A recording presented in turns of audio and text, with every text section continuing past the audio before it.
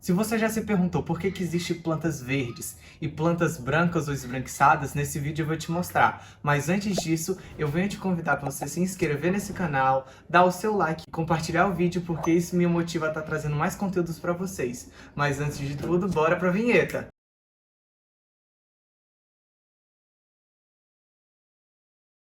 Você já pode ter visto algumas suculentas, algumas plantas que são meio esbranquiçadas e se perguntar o que é isso e por que elas são assim.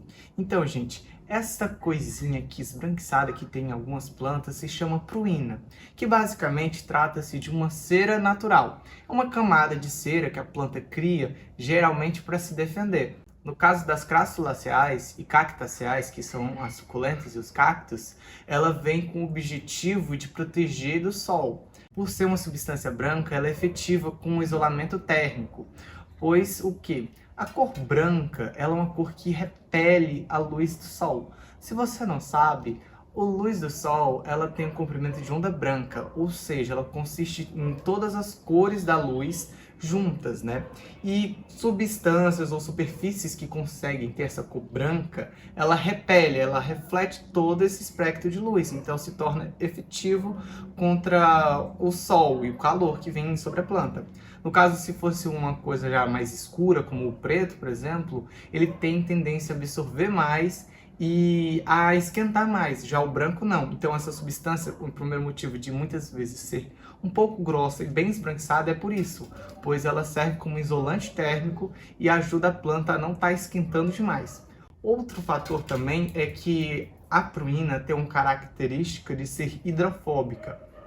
Ou seja, ela não se mistura com a água. Então, em algumas plantas, ela serve como um isolante de água também, evitando que fique água acumulada em seus tecidos e o que poderia estar levando a um apodrecimento, tá? Essa pruína, ela é só formada uma única vez na planta, tá? Vou fazer uma coisa que vocês não devem fazer, que é tirar. Se você passar o dedo aqui, por exemplo, ó, ela sai no dedo, no caso esse calanchoe, ela tem bastante pruína e na onde a gente passou a mão aqui, saiu, ela não recupera, ela nasce uma única vez. Então sempre que você tiver alguma plantinha que tem essas manchas ou na folha em si ou qualquer parte do tecido dela, a pruína, evite de estar passando a mão, porque isso retira e naquela região que você tirou ela vai ficar menos protegida. Em outras plantas também tem a presença da pruína, por exemplo, na fruta, né, como ameixa, uva. No caso dessas frutas, ela tem uma característica de proteção também. Outra coisa muito interessante da pruína é que, além da proteção contra o sol e o excesso de água, ela também protege contra insetos, né? Ela tem um gosto bem, assim, bem ruinzinho e ela forma uma barreira física, né? Quando o insetinho tenta perfurar, ela ajuda a ele não estar conseguindo, né? Então, assim, a pruína é alguma coisa muito importante que serve para a proteção das nossas plantas. Não tem somente no cacto das suculentas, como eu já mencionei, né? Aqui, ó, por exemplo, um exemplar dos cactáceas. Aqui é o Myrtilocactus geometrizans e aqui uma Polasca chip-chip, né? Nesse caso aqui, elas têm, mas não é com tanta intensidade, né? Como, por exemplo, aqui na Echeveria Sweet Evans, ela possui em todos os tecidos delas que são expostos, sejam as folhas e o caulezinho dela. Não sei se consegue ver bem, mas o caulezinho dela é bem esbranquiçadinho. Então essa característica de pruína foi uma adaptação que as plantas, assim, em geral, que possuem essa característica, desenvolveram, né, para estar protegendo, né? Então, assim, gente, tem que ter muito cuidado, tá? No quesito de rega, por exemplo, de plantas que tenham pruína, é recomendado você não fazer aquela rega que seja muito forte, né? Que o jato de água saia muito forte, que pode fazer com que a camada de cera saia, tá? Coisas que têm esse impacto muito físico, tá? Mas agora, por exemplo, água de chuva, só se for água muito, muito forte para estar retirando essa camada, né? No caso daqui, tem umas que tem mais camada e outras que tem menos. Por exemplo, aqui, essa daqui é Echeveria Afterglow. Ela é uma planta que tem uma folhinha mais fininha e tudo mais, e a camada de purina dela é bem menor. Agora, por exemplo, a Gila, ela é uma planta aqui que já tem uma camada mais grossa, né? E não é só essas suculentinhas assim, de folhas mais macias que tem. Por exemplo, tem uma agave, que é uma mini agave azul. Ela é uma planta assim que tem uma folha mais robusta, na qual a pruína consegue fazer um tecido bem mais rígido. Uma coisa bem legal que eu vou mostrar para vocês, olha só. Não façam isso em casa, tá bom? Porque senão é judiação. Aqui eu tenho uma folha de uma suculenta, né, de uma gibiflora gigante. E aqui eu vou quebrar essa folha para mostrar para vocês que, de fato, a pruína forma um tecido, é uma camada, sabe? É como se fosse um vernizinho, ó. Com cuidado.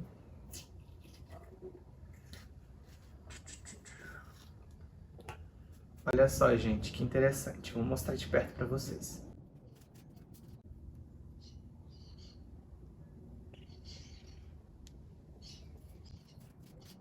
Aqui a gente pode ver que, de fato, é um tecidinho. Ela é um pouco fina, mas assim, a gente pode ver que realmente é uma camada mesmo, de fato, que forma em volta das plantas, né? Então, assim, o principal cultivo e dica que eu dou, assim, para vocês que têm plantas que possuem pruínas, é não ficar mexendo, sabe? Ter um cuidado em não estar retirando essa camada. Essa camada é de extrema importância, tá? Só nasce uma vez, que nem já citei anteriormente. Então, assim, o maior cuidado que você tem que ter com essa planta não é ter mimimi ou excesso de cuidado, mas é evitar de tirar o máximo possível da sua pruína, evitar de tocá-la.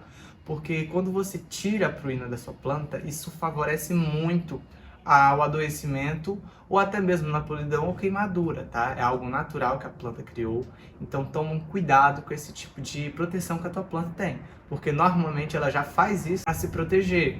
Então, assim, tem que tentar evitar de estar destruindo o escudo que ela tem, um escudo biológico. E, gente, a minha favoritinha agora das pruinosas, né, das plantas que você pruína aqui no meu cultivo, tá sendo essa bonitona aqui.